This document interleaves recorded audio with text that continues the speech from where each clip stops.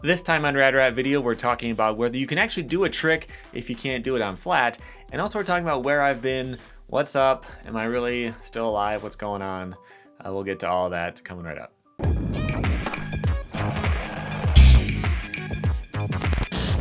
Welcome back to Rad Rat Video, a channel where you can learn all kinds of new things about skateboarding. I cover lots of different types of skateboarding topics. I do videos about physics, I do videos about learning tricks, I do game reviews on skateboarding stuff, and I answer your questions on this series called Ask Rad Rat.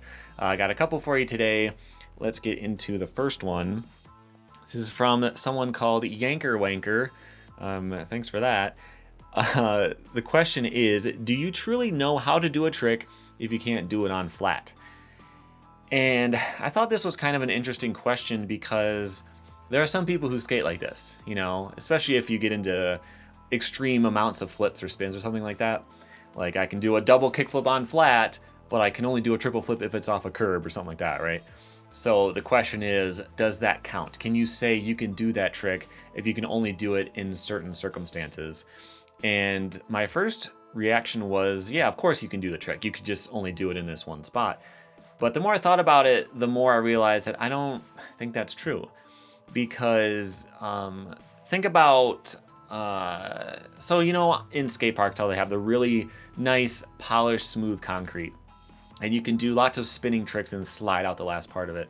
I remember the first time I did a switch 360 flip. That trick, if I ever tried it at home, would just go flying away. I couldn't possibly get it to stay with me. At a skate park, the wheels would just slide, and I could just force it, and I could land it, and it was okay.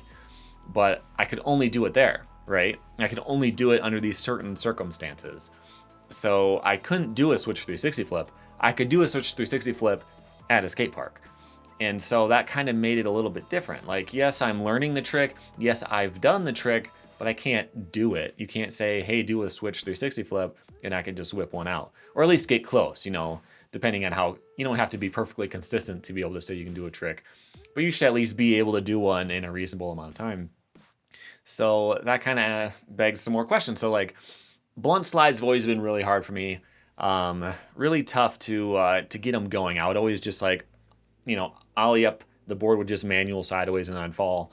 But I could do it on my box at home if I waxed it up really like a ton in the summer and it was melted and it was just like this puddle of wax. Sure, I could do different kinds of blunts on there, but could I say I could do a nose blunt slide? No, because I couldn't do it at different spots. I couldn't do it anywhere I wanted to. I couldn't do it on an average ledge at an average skate park. It had to be under these certain circumstances. And so to me, if you have a lot of specifics on what kind of things you need to have to be able to do the trick, you can't say you can just do it. My driveway growing up in my parents' house was this really soft blacktop and pretty rough too. And so if you landed a trick, you would sink in and it would feel like you were doing it off a big drop. You know, even if it was just regular flat ground trick, you would land and your board wouldn't want to roll and it would be really easy to hang up. So any kind of spinning tricks, I would have to land perfectly straight. I couldn't land and pivot or slide or anything. And so like if I had learned all the stuff at a skate park, like I mentioned, like the switch 360 flip, but also like backside flips or full cab or a 360 ollie or something like that. If I couldn't do it on regular blacktop, then could I really do the trick? Probably not. So I don't know. The thing is though, like, does this really matter? Does it matter if I can say on paper I can do this trick or not? Like, no, it doesn't really make any difference. If someone can do a quad flip, but they can only do it off a curb, that's still cool. I'll still watch it. I'll still be entertained by it. It doesn't really matter. It's not like you're being judged on that, but just, you know, on paper, can you say you can do this trick if you can only do it in a really specific environment? No, probably not. Although if you disagree, let me know in the comments. Second question today is from Caden, who says, why does everyone hate on Darkstar? The thing is, Darkstar used to be really cool. I used to go out of my way to buy their boards. They were Dwindle, I think, right? And I just like their graphics. You know, like the boards were pro level. They were just as good as a bunch of other brands, but I just like their style and their graphics a lot. So I would buy Darkstar boards. But the thing is now, you can just go to Walmart and buy one.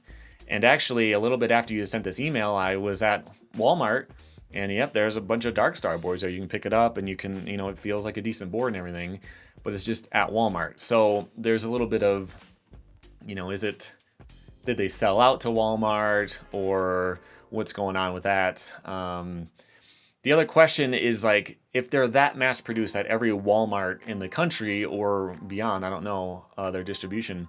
If they can make that many boards, are they still good? Are they still decent pro level? I can't really talk to that because I didn't buy one or anything, but that would be a question. So the big issue, I would say, is, are they doing anything wrong by doing that? And I'm of two minds about it. I'm not really sure how I feel, because on the one hand, parents or kids who are just getting into skateboarding don't know anything. They're always going to go to a Walmart or a department store or whatever and buy a skateboard, because they don't know about skate shops. They don't know where to buy them online. They don't know about different catalogs or anything like that.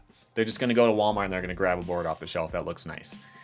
And if that's going to happen anyway, doesn't it make sense to have a semi-pro level, pretty good board that they can get? In that case, then Darkstar would be kind of doing them a favor in a way, right? They're trying to make sure that young new skaters have access to a pretty good board. On the other hand, you could say that they're just selling out to Walmart and they're, betraying real skate shops by putting products out in different ways. Tough to say. But it shouldn't be surprising to anyone, especially at Darkstar, that getting into Walmart and stuff like that is not going to give you a lot of respect in the legitimate skateboarding world. So I think that's all there is to it. If I saw a kid riding around on a Darkstar board, I wouldn't think twice about it. I don't think that's a real big problem, but it's just not as legit. It's not as core skateboarding anymore. Okay. Last question is from a lot of you guys. Lots of comments, lots of DMs, lots of emails and everything, just asking if I'm alive, if I'm okay, what's going on, why haven't I been updating that much? And I'll tell you, basically not that okay. So if you're here for fun skateboarding nostalgia, silly game reviews and stuff like that, just go ahead and skip to the end, find a different video, because this one isn't going to be all that fun. But I do think a lot of people have been wanting to know what's going on. And if I just hate all you guys now and I don't want to do the channel anymore or anything like that. And that's not it, but I'm ready to get into it. So I think the last time the channel was really consistent was like last spring, like a year ago or so. And what happened around then is I bought this house. So that was a big thing. This house is 88 years old, I think. So it needed a lot of stuff. I had to tear out some of the floors and read. Like, it was just every free second of time that wasn't work was put into the house. And I made this office. I have a tour video of the office right here if you want to check it out. It's nothing that remarkable. It is an 88-year-old house, so it's not all that cool. But it was just a ton of work. Cleaning everything out, painting everything, resurfacing everything, the whole upstairs. It was just lots and lots of work whenever possible.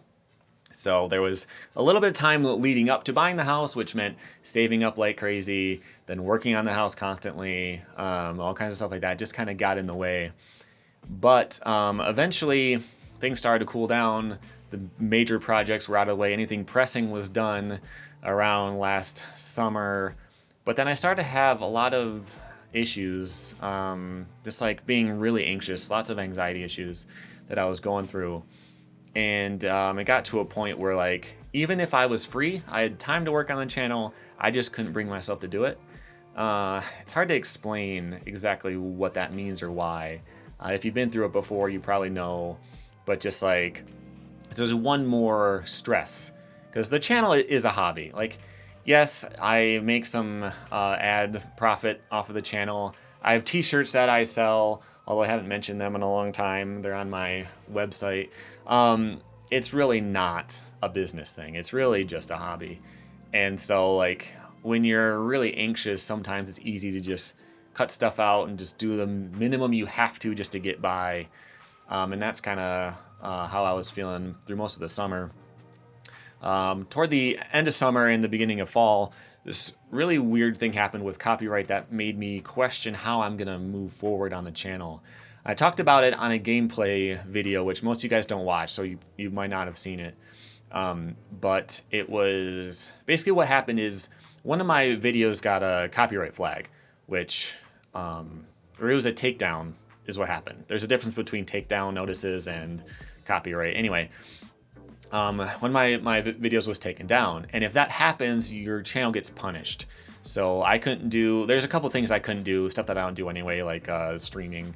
But if you get 3 of them, I think your channel's gone. Like it's just taken off, it's doesn't exist anymore. You would go to my page and it would just say like not a user anymore or something like that. Your channel just disappears. And what had happened was I made a video, it was my Josh Casper video, and some of the clips I used in it, the filmer of those clips found that that video, and he owns those clips. And so he had it taken down because they used his content that he made, and he sells. You know, you can license those clips from him if you want. And so he came to me and he was just like, hey, you used, I forget how many clips it was now, of stuff that I filmed. I own that stuff. You can't just take it. And he's right. So it was this thing where, for the most part, people don't care, especially if it's really old. If I'm using 2 or 3 tricks out of a whole video, you could even argue that it's totally fine. And I would say that it generally is. But he would be in his rights to say, like, you took this thing from me. You could license it if you want, but you didn't. You just took it. And so that went down. And I started thinking, like, this guy was cool about it. We talked about it back and forth. Everything was fine. I decided not to license it because it would have cost me a couple $100 just for a couple of clips. And the video had made like $15 at that point or something. So I can't really afford to be doing that. But that doesn't make it right to just take it anyway. So I had a kind of moment where I didn't know what I'm supposed to do with the channel. If I can't use footage of skateboarding that I didn't shoot, then what can I make videos about? I was thinking about having a submission thing where you can submit footage that you filmed and like fill out a form that says that I have the rights to it if I want to use it. And I'm sure a lot of people would send stuff in and that would be cool. But that's just clips of your buddy doing a trick somewhere. It wouldn't be stuff that I could really make videos about. I can't make a video about, you know, whatever pro skater through videos that people just happen to submit, right? So what could I do with that? Could I do anything with that? And I was just kind of paralyzed with that because I didn't know what I'm supposed to do. I'm still not entirely sure. I think I'm just gonna try to be a little more careful. I don't know, you know, like there's only so much you can do. I was thinking about how would I have found that guy if I had wanted to do it. If I wanted to license all those clips, how would I have even found him and contacted him? I couldn't. Like, I don't know who shot something. So anyway, I'm still trying to figure that out. Stuff with where I do videos about like the physics and teaching tricks and game reviews and all that. That stuff is all fine because I can make it all. The videos about pro skaters, which are my most popular by far, those are going to be a lot harder. And I still got to figure that out. So I'm going to figure exactly what I can do with that in the future. But then something much worse happened. My wife left. I've been married for 6 years. About a week after 6th anniversary, a little less than that, I went out for something, came back, she was gone. All of her stuff was gone. The end. Didn't see that coming in any way. And I won't get into details, but just imagine your worst case scenario. If you're with somebody, the worst possible thing that could happen, and it's that, basically. I don't want to get into it too much because I don't want anyone to try to like track her down and say anything to her. Just like whatever, just let it stand. I don't need any more difficulties with it or anything. I'm not trying to call her out. I'm just trying to let you guys know what's been going on with me, right? So that was in September. And even though it's been, 5 months now, it's still really difficult. So it was a really hard time for a couple months just trying to figure out how to manage everything myself. Like I just bought this house a couple months before that. Now I got to figure out, am I going to stay here? What am I going to do with this? How am I going to, take care of this and do that? how am I going to get stuff done when everything was in her name. The channel was in her name, actually. I was able to figure out how to switch that over just recently, actually. Just lots and lots of stuff that was just sort of in my life that I had to do. I got done with all that stuff. Everything was flowing okay. All my bills were getting paid and all that stuff around December. But then it was just like depression, you know? So even though I had free time to work on the channel if I wanted to, doing a fun hobby and entertaining people was sort of the last thing on my mind, just because of how difficult that was. You know, this is easily the worst thing that's ever happened in my whole life. Hopefully it will stay that way. You know, I haven't lost any parents or anything yet, so it could always get worse. But so far in my life, easily the worst thing that could have happened. If I had to list the 5 worst things that I could even imagine, that would have probably been number 1. So that's been really difficult. And doing the channel and engaging with people and being social and like posting stuff on Instagram and having comments and getting emails coming in and all that kind of stuff is just been sort of the farthest thing from my mind. And at this point, you know, I've always wanted to do the channel. This has always been, I do it for a hobby. I chose to do it. No one's making me do it. I enjoy making the channel. I just have to be in the right mind space for it. You know, because no one's making me do it, I don't have to if I'm not feeling up to it. And that's just been the main thing. It's just been like a mental health thing. There was a time, maybe like a year and a half ago, I had this whole idea to do this like a Patreon thing, and I had it named. It's a really good name. I won't say it in case I ever decide to revisit the idea. But I had a name. I had all these different perks that you would get if you joined it and all that stuff. And I eventually decided not to go through with it because I didn't want this to become work. I didn't want it to be something I had to do because these people are paying for it and I owe it to them to do it, because it kind of feels like it would take away a lot of the feeling of it, a lot of the fun of it. You know, if I am forced to wake up every morning and work on a script instead of just doing it when I feel like it. So I had decided to not do that. I started making shirts to try to sell, to maybe make a little bit of money, and that went okay. I still have about half of them. Yeah, I never wanted to make it work. And because it's not work, it's the first thing that gets cut off when I need other things. So that's basically what's been going on. It's just been really tough to do anything that's not required. Something that doesn't put food on the table or whatever is just not a big deal. I get done with work and I'll stare at the wall for a few hours because I don't feel like doing anything. I don't feel like doing anything for myself, like treating myself to a trip or buying some cool thing that I would like or whatever. And the channel just is sort of like a self-indulgent fun hobby that I do. And it's tough to convince myself that it's okay to do that kind of stuff. So I don't know if you've been through something like that, maybe you understand what that's like. I'm assuming that hopefully with enough time going by, I eventually won't feel that way and I'll just be able to do this. So I've been trying to make myself get into the channel a little bit more. Luckily, there's been a kind of low spot in work at the moment. Things pick up toward the beginning of the year. Everyone wants their new stuff for the year and all that. And then slowly kind of gets back to normal. And at this point, I'm having a little bit more time. My mental state is, you know, right around 3 out of 10. So that's just enough to maybe consider doing stuff. And so that's why I keep saying I'm going to bring back the channel. Things are going to be so big moving forward. I'm going to be doing all kinds of videos. I keep saying that and promising it because when I'm filming, I feel fine and I feel like doing it. But there's tons of times when I don't feel like it too. So that's the thing. Hang in there. I'm definitely going to be coming back. I'm filming 3 videos today, so you at least have a little bit. Will I feel good enough to make more after that? I don't know, hopefully. But one thing you could do to help, if you would like, on my website, radratvideo.com, I have a submission form to ask questions for the Ask Rad Rat series, for this channel, for this series right here. You can submit stuff there, but also you could just put in a suggestion for any other kind of thing.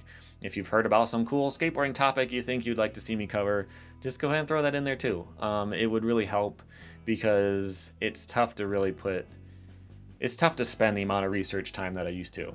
So that would be a good help if you guys are up to doing something like that. If not, just make sure you're subscribed, hang in there, check your subscription feed every now and then, and there will be more Rad Rat content coming up in the future. So thanks for hanging in there. Thanks for watching this video. I'm going to be doing a couple more today, like I said, so you'll be seeing more videos in the next week or so. Make sure you subscribe so you don't miss those, and here's some more stuff you can check out in the meantime. Thanks for watching.